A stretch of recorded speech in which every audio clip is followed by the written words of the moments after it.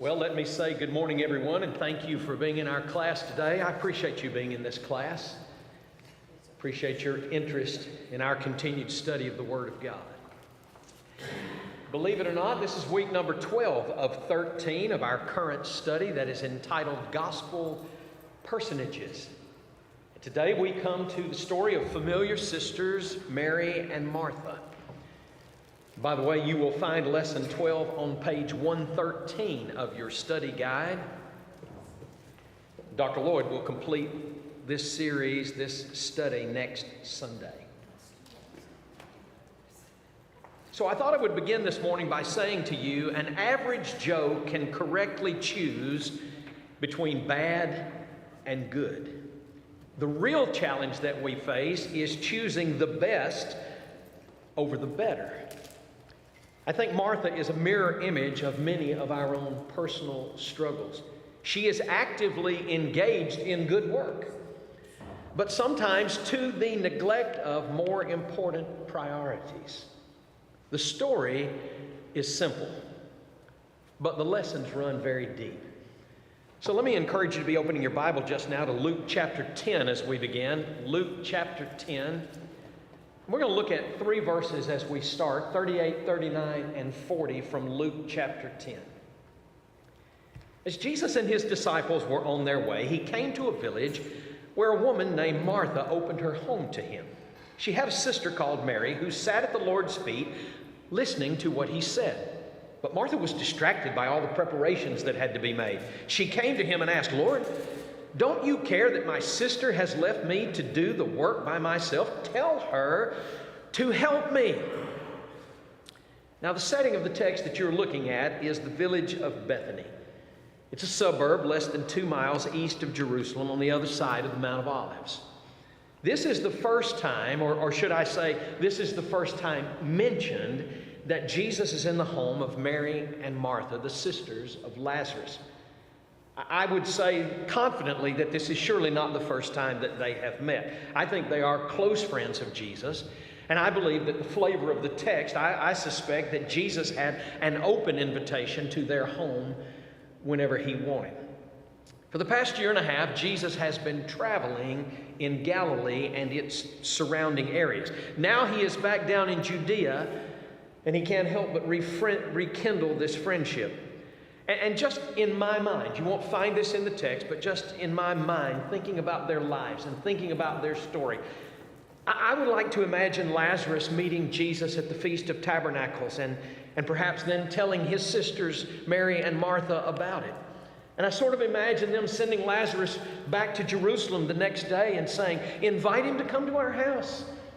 Invite him to come to dinner."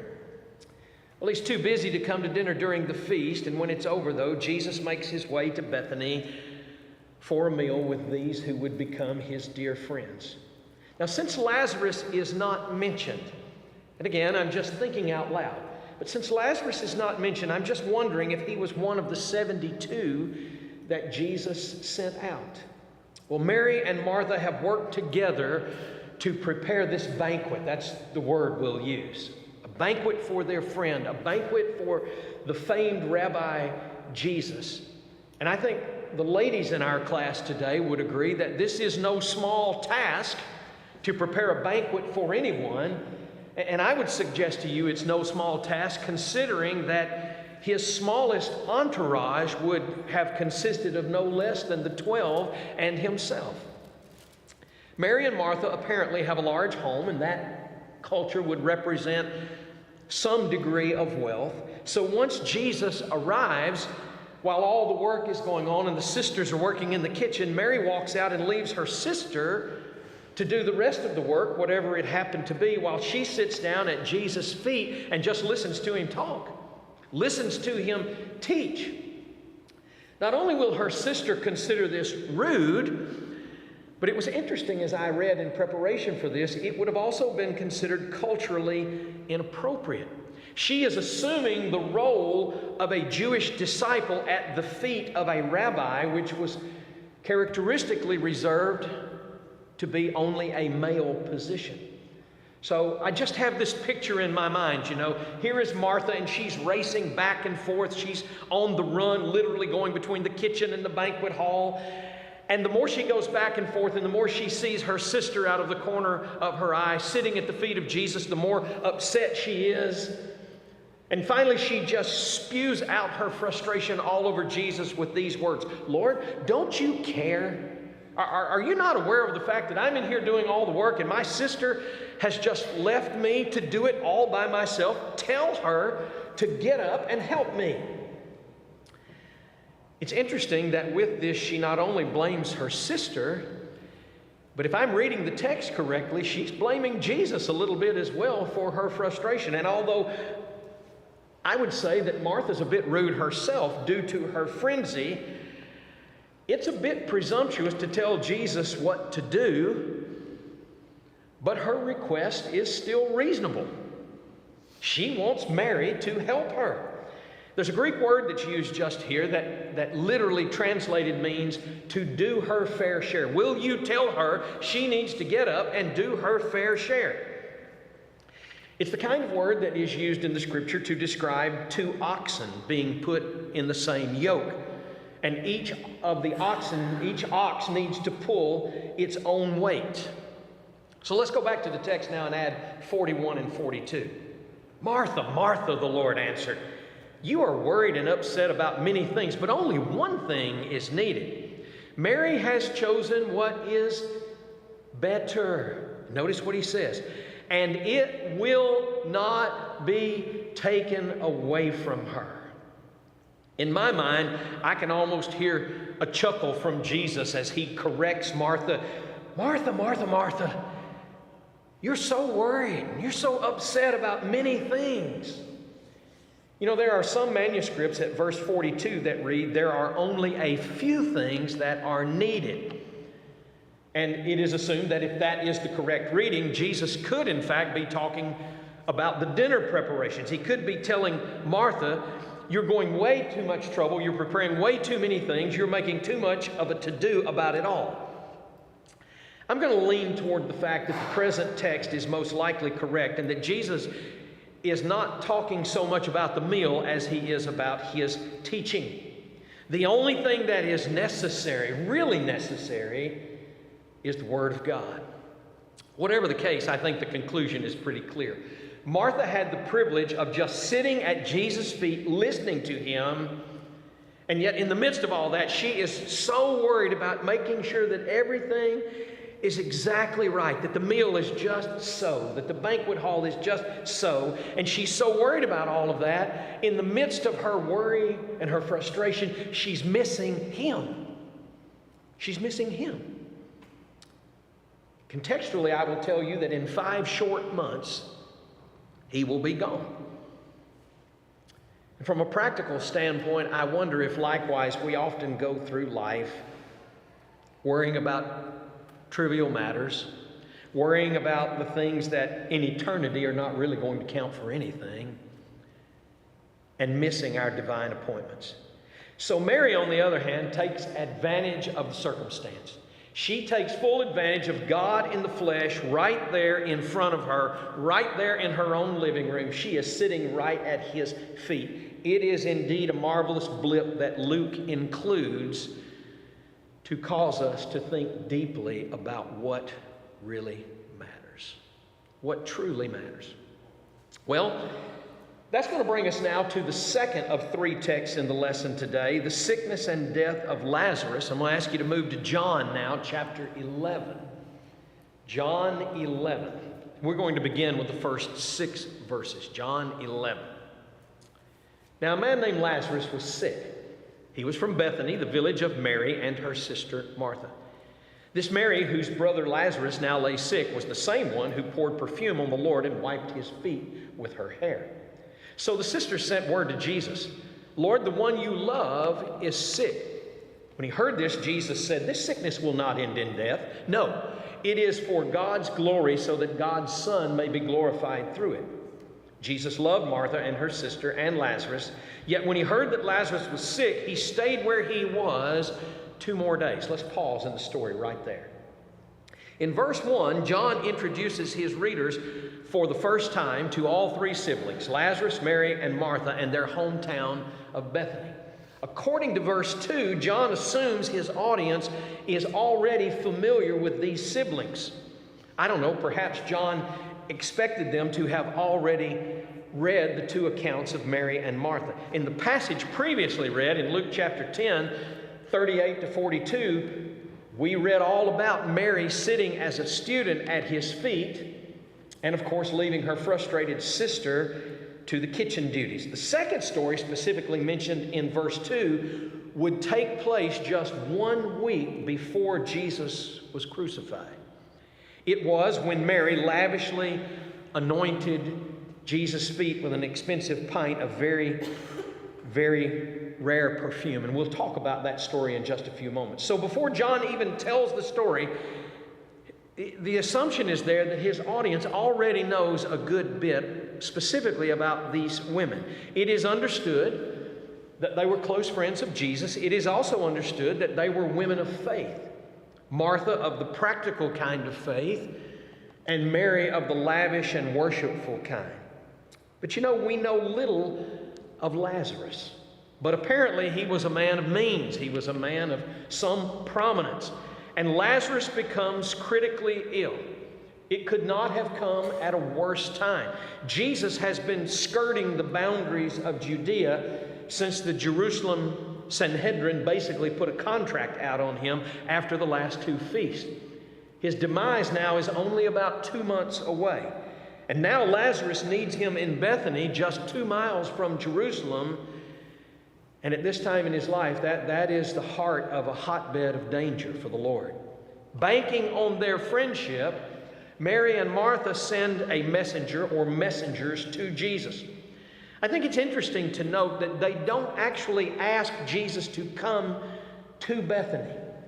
They just simply inform him that Lazarus is on his deathbed. The sisters, I think, are polite enough not to presume that their family is more important than other things going on in Jesus' ministry. But you have to know that at the same time, they are certainly hoping that when Jesus receives the message, he will break away from his busy travel itinerary to come and heal their brother.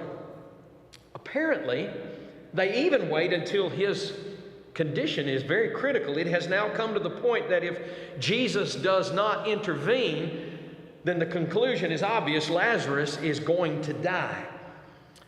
As a matter of fact, they actually wait too long, because about the time the messenger arrives to inform Jesus of Lazarus' condition, he's already died. Now, John does not tell us exactly where Jesus is, but it was somewhere in Perea on the other side of the Jordan, near where John the Baptist had been baptizing. It probably took a good 2 days for the messenger to get to Jesus. Surprisingly, Jesus sends him back with the words, "This sickness will not end in death." That's going to be a little complicated in just a moment. And he says, no, it is for God's glory, so that God's Son may be glorified through it. Now, you know the story, and you know that when he gets back to Bethany, Lazarus is already dead. So if you try and put yourself in the skin of the sisters for a moment, the message must have puzzled the sisters, but it does not shake their faith. Instead of accusing Jesus of error and saying, well, he said this, but that's not right, he said something that wasn't correct, they interpret his words figuratively. Jesus' words, however, are literal. According to verse 11, Jesus knew when Lazarus died. Perhaps he understood this by divine omniscience. It's also possible that this messenger was immediately sent back to Jesus to tell him the news. We just don't know. What we do know is back to the text now, 7 through 10. Then he said to his disciples, "Let us go back to Judea." "But Rabbi," they said, "a short while ago the Jews tried to stone you, and yet you are going back there?" Jesus answered, "Are there not 12 hours of daylight? A man who walks by day will not stumble, for he sees by this world's light. It is when he walks by night that he stumbles, for he has no light." The reason Jesus left Judea was because of the assassination attempt at the Feast of Dedication, it is obviously a very dangerous situation for him to go back right now, for him to return. In fact, the next time Jesus goes to Jerusalem in about 2 months, he will be executed.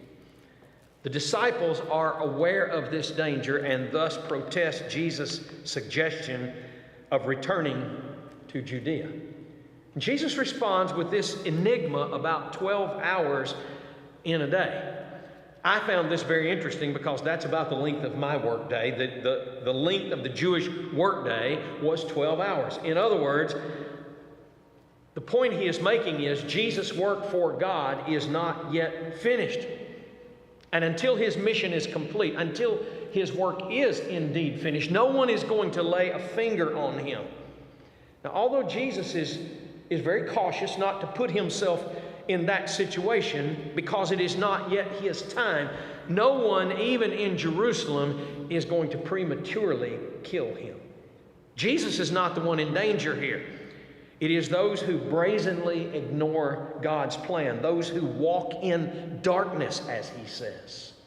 Those are the ones who are in trouble. So now let's go back to the text and let's do 11 to 16. After he had said this, he went on to tell them, "Our friend Lazarus has fallen asleep, but I'm going to wake him up." His disciples replied, "Lord, if he sleeps, he'll get better." Jesus had been speaking of his death, but his disciples thought he meant natural sleep. So then he told them plainly, "Lazarus is dead, and for your sake I am glad I was not there, so that you may believe. But let us go to him."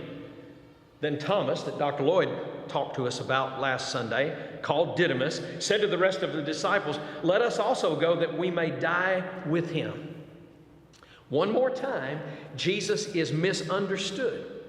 Not because his words are taken figuratively, but in this case because they are taken literally. You'll notice that the disciples say, "Oh, well, Lazarus is sleeping. Well, I'm glad he's sleeping." In that culture, in that day and time, as far as medical circumstances were concerned, that was generally a good sign for recovery. But we know that that's not the kind of sleeping Jesus is talking about.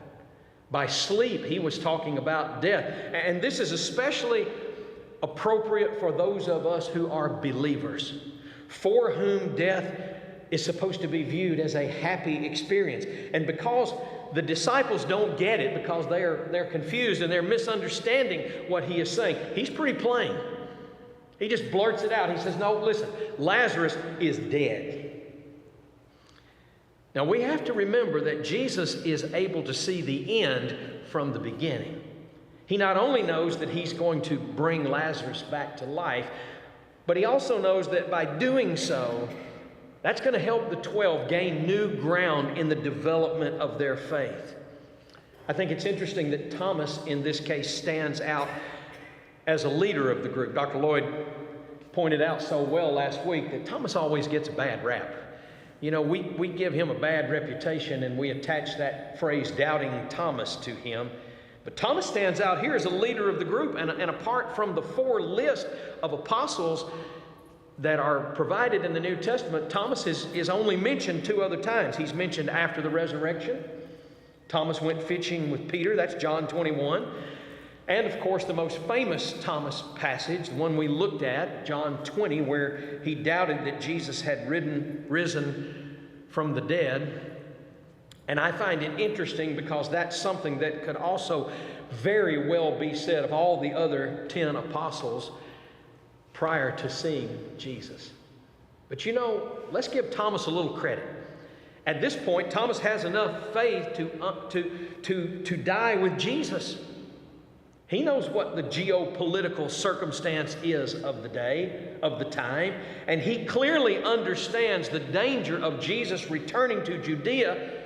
And he says, "I'm willing to go with him, even stand beside him in the face of execution." So we're still in John 11. I'm going to read now 17 to 27.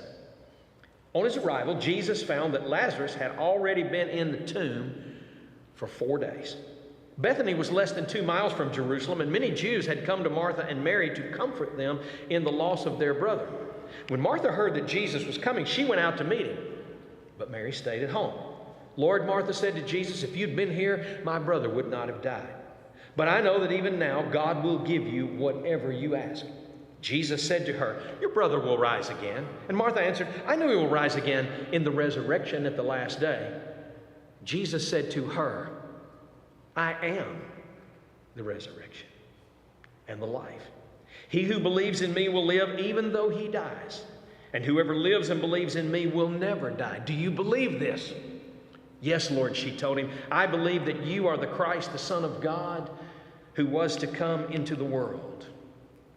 When Jesus arrives, Mary and Martha are now in their fourth day of mourning. It was interesting in my reading to find out that for a Jew, mourning would last for a full year. For the first day, of course, there is heavy mourning, which decreases incrementally, and I don't know how they came up with this or why, but it would decrease incrementally on the third and the seventh days. And mourning would continue for 12 months, but it continues to get lighter and lighter until the end of that year when it was stopped. Now, the sisters, you will notice, are joined by some of the prominent Jews from Jerusalem, who, of course, would be more than a little bit familiar with Jesus, especially after all of the drama at the Feast of the Tabernacles and dedication. So when the rumor spread that Jesus was on his way, Martha ran out to intercept him even before he got into town. She is not upset with Jesus. I'm not suggesting that. I'm going to suggest she was sad for herself and sad for Lazarus when she says, you know, if you had been here, my brother would not have died. But she also says, but I know that even now God will give you whatever you ask. It's an interesting statement. The word ask is very interesting just here. She uses a word for prayer.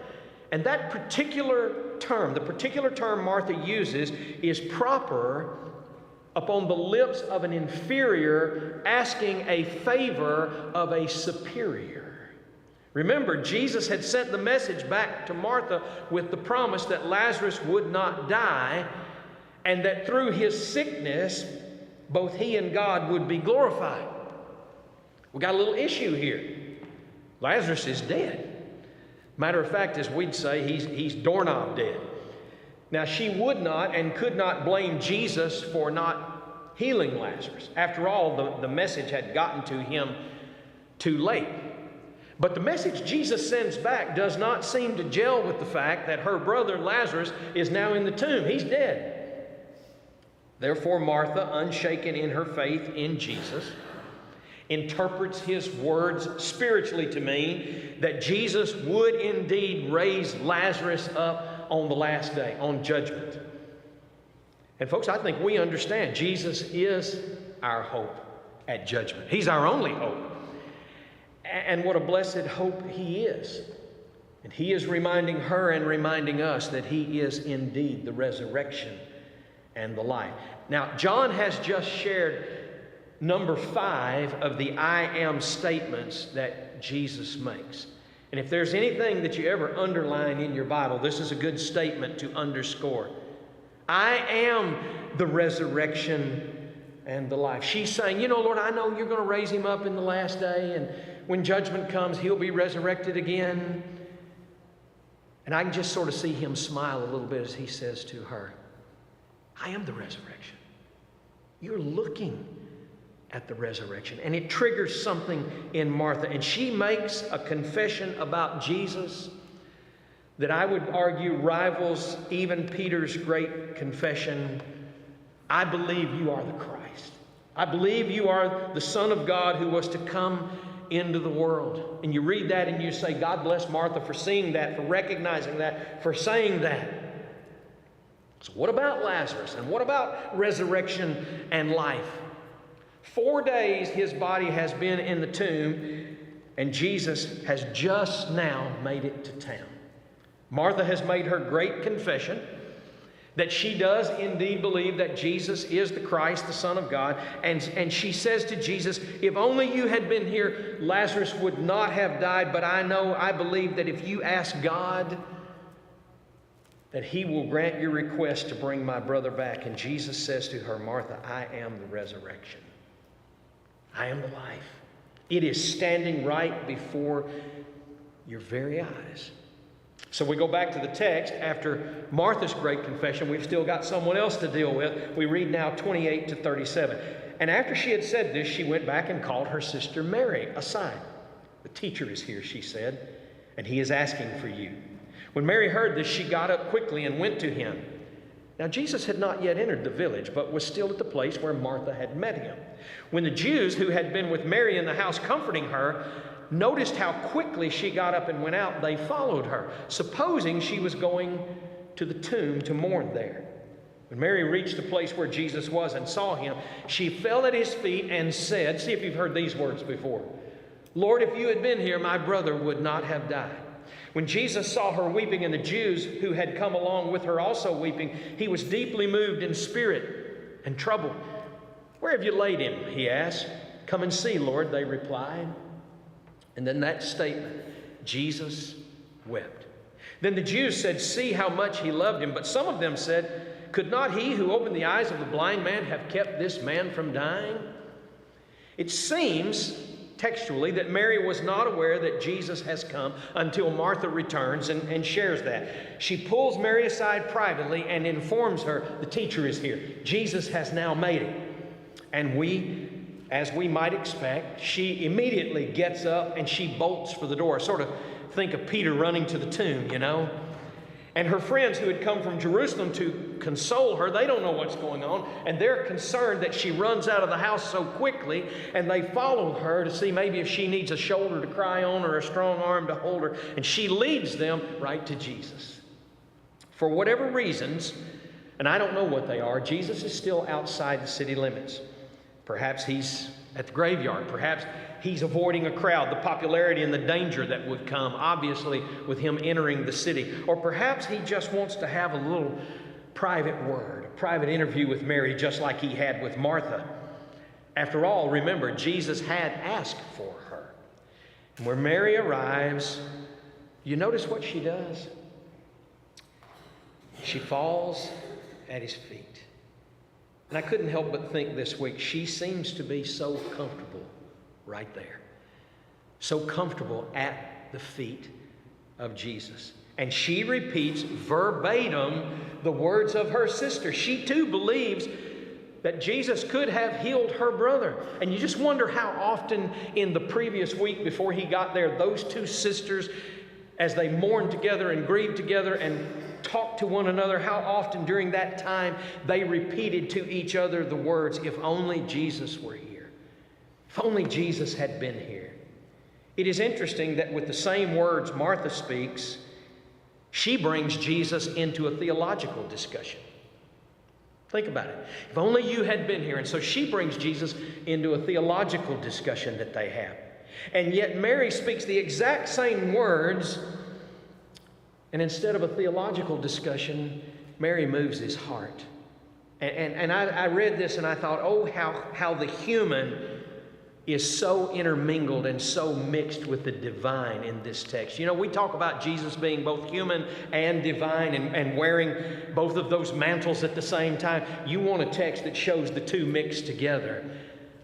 And this is the text to read. Jesus knows that Lazarus is going to be alive again in just a few moments. Think about that. He already knows it. He knows it. He knows there's going to be laughter. There's going to be celebration. There will be tears, but these tears will be tears of joy and not tears of sadness. But he is still caught up in the emotion of the moment. His dear friend is dead, and Mary, whom he loves, lies at his feet, crumpled in a puddle of her own tears. The crowd is all around him, and they've got tears rolling down their cheeks as well. And John says, I want you to know that Jesus, the man, is moved. And the two words used to describe Jesus' emotions are strong. The first in the Greek is a word generally used for anger. Did you know that? It's used for anger, not sadness. It literally means to snort like a horse. Now, I want you to think about this for a moment. Do you understand that? Some of you don't understand that. I have horses. I know what that means. I know what to snort like a horse means. I know what that sound is. The second word means to be stirred up to the point of anger, to be agitated. So listen very carefully just here. Jesus is not just sad. He is agitated. He is angered by death itself. He's angered by the fall in Eden and everything that has subsequently happened since that has brought them to this point. Surely he's angered at Satan. Not only for what happened back then, but for continuing to ravage the precious people who now surround him. And surely he is agitated, perhaps a bit, by their lack of faith and understanding that the one who created life itself, the one who spoke the universe into existence, is standing right in front of them. And the truth is, let's be very candid here. The truth is that some of these very Jews who now weep with Mary will now rejoice over Jesus' beaten body just 2 months and 2 miles from where they are right now. At Jesus' request, he is shown the tomb of Lazarus. And again, a flood of emotion sweeps over him as he wears the garment of humanity. And verse 35 just records with such simplicity the profound reality of Jesus in the flesh with the words, Jesus wept. But unlike Jewish mourners, who were known, by the way, then and now, for all of their loud wailing, Jesus' tears are quiet and personal, but they catch the attention of the crowd. And the crowd shares the same sentiments of Mary and Martha. It's a shame he wasn't here. You know, if he had only been here, he could have done something about this, could have saved us all from this grief. Let's do 38 to 44. Jesus, once more deeply moved, came to the tomb. It was a cave with a stone laid across the entrance. Take away the stone, he said. But Lord, said Martha, the sister of the dead man, by this time there is a bad odor, for he's been there 4 days. Then Jesus said, did I not tell you that if you believed, you would see the glory of God? So they took away the stone. Then Jesus looked up and said, Father, I thank you that you have heard me. I knew that you always hear me, but I said this for the benefit of the people standing here, that they may believe that you sent me. When he had said this, Jesus called out in a loud voice, Lazarus, come out. The dead man came out. Wouldn't you like to have been part of that crowd standing there? His hands and feet wrapped with strips of linen and a cloth around his face. And Jesus said to them, take off the grave clothes and let him go. So here's Jesus standing before a cave, probably cut out of limestone. That large stone's been rolled down into the V-shaped groove in front of the opening to keep out scavengers. It would also serve at least to partially trap the stench of a decaying body inside. The spices and the perfumes have been applied. All the linen strips have been wrapped.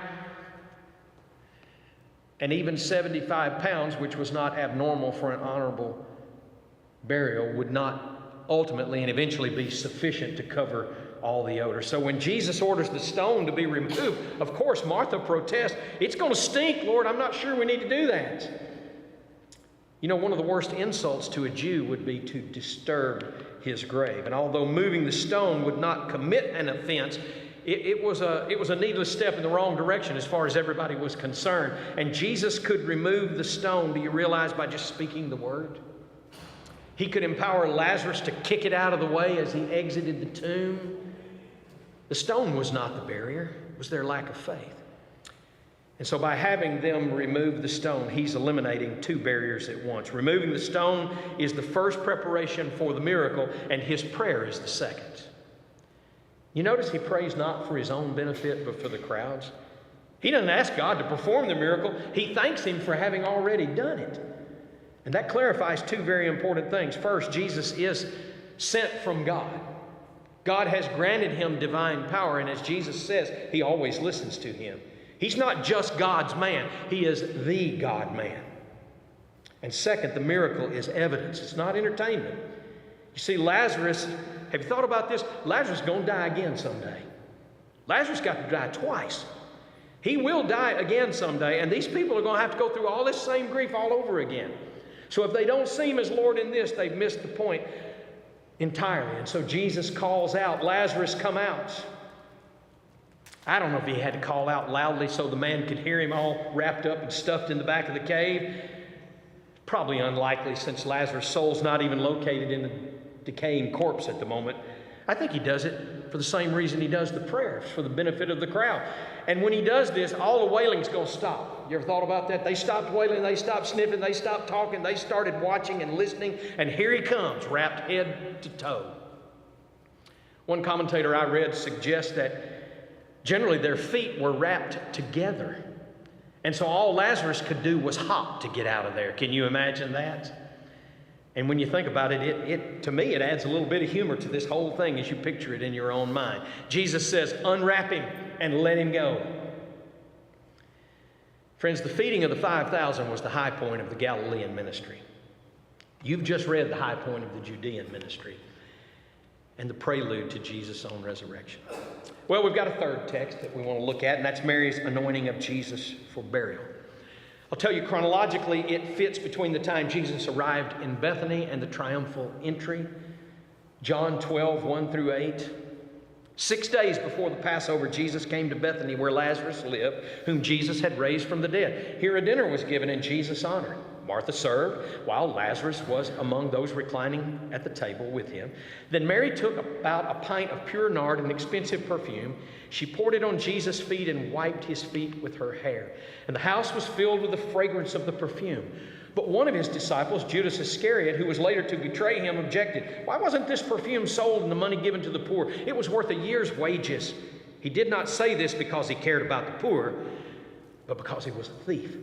As keeper of the money bag, he used to help himself to what was put into it. Leave her alone, Jesus replied. It was intended that she should save this perfume for the day of my burial. You will always have the poor among you. You will not always have me. Now, just for the sake of reference, I'm just going to put a compilation up of some things that Matthew and Mark add. I'm not even going to read that. I'm just going to put it up.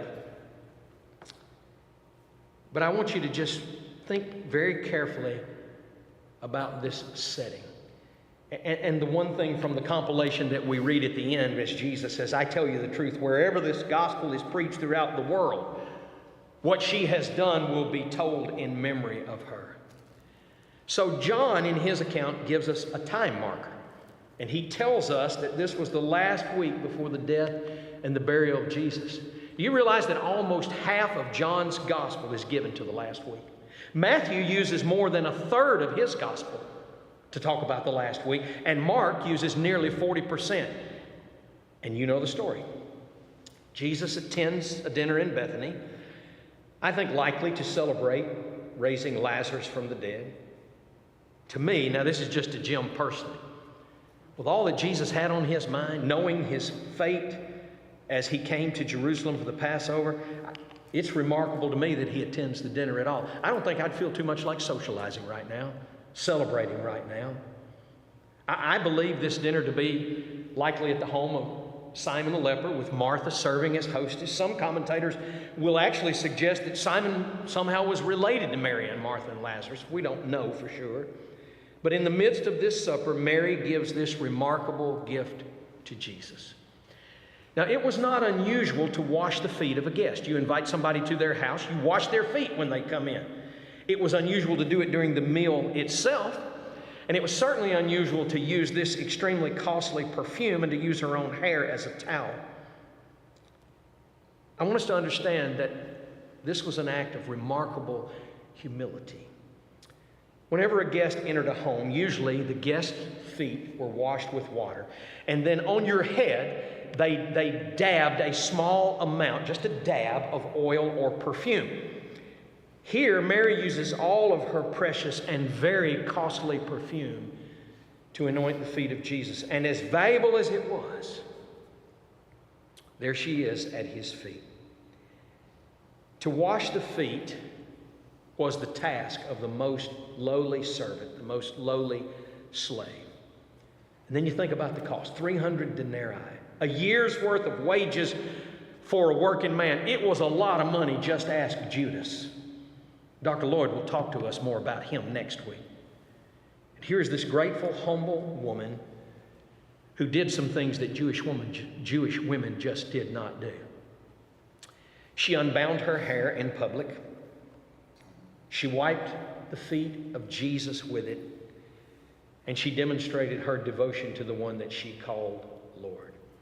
The writer says the whole house was filled with the smell of perfume. And even though Judas objected and talked about how much this money could have been you could have sold it and done it for the benefit of the poor, John parenthetically tells us, don't be fooled here. The real reason he did this is because he was a thief. And he took whatever he wanted whenever he wanted. But Jesus defends Mary, and he explains to everyone why she has done what she's just done. Leave her alone. She's done this to prepare for my burial.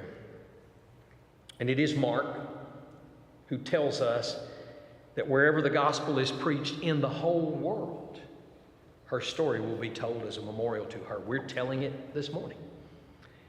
And Jesus reminds those of us listening, you will always have the poor. Isn't that true? You're always going to have the poor. But in that moment, in this very special moment, he reminds them, as for me, you're not going to have me much longer. Not going to be here much longer. Judas tried to put a price on it. And Jesus very quickly offers his rebuttal and says, you can't put a price. There is no price that you can place on this kind of love and this kind of devotion. I'm glad that Mary and Martha and Lazarus were included in this list of the personalities from the Gospels that we read about. What a marvelous relationship. What a wonderful relationship. Jesus, Mary, Martha, and Lazarus. Now, next Sunday as we conclude, Dr. Lloyd is going to talk to us about Judas. And I'm going to tell you, I'm glad he got the stinker in the bunch and not me. I'm sure it'll be an interesting discussion. Look forward to studying that next week together. Thank you for being in our class this morning.